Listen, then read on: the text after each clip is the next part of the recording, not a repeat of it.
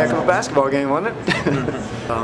They're a very good defensive team. They put a lot of pressure on you. And I thought early in the game when they got the lead, we were kind of settling it and taking some selfish shots. And we talked about it as the game goes on.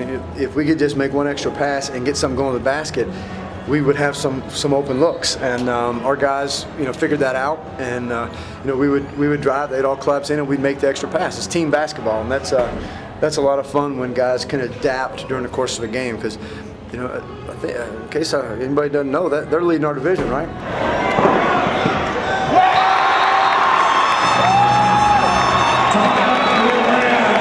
They're a dang good basketball team, so I thought our guys did a great job of figuring out as the game went on.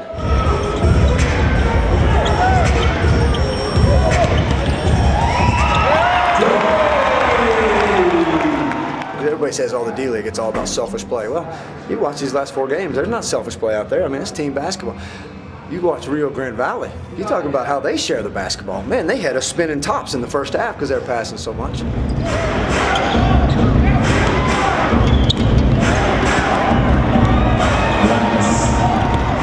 I believe we're 10-4 in our last 14 games.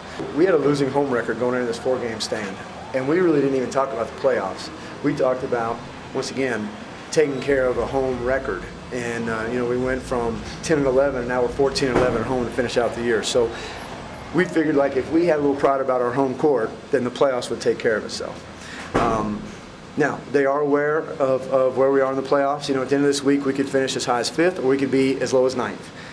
But we can't control that. We can control how we come into the gym every day and practice tomorrow at 11 o'clock, or we can control how we play defense, and we can control how we take care of ourselves. And that's really what we've tried to focus on, is what we can control, because we can't control the fact that other teams, what they do and what they don't do. So we really, once again, we try to make everybody aware of it, but we don't spend a lot of time talking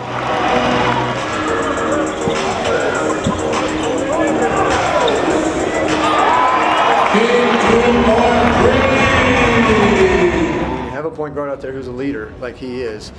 He demands guys getting into into their spots. He makes them be accountable for what they're supposed to do, and but at the same time they love him because he passes the ball to them.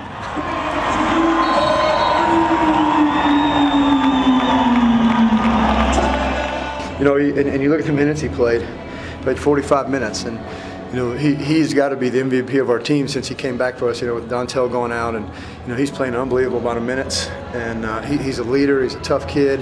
The Jazz know him because he's been around. They know what type of kid he is. So you know what, if Kevin gets called up because of a game like tonight, I'll be his biggest fan, and I'll put him on the plane and wish him off, because that's what our league is about. And he's a like I said, I almost feel like he's almost a son of mine. He's been here 3 years now, on and off, and I hope my son grows up to have the toughness he has, because you look at him physically, there's a lot better out there than him, but inside there, that toughness of that heart, golly, it's unbelievable.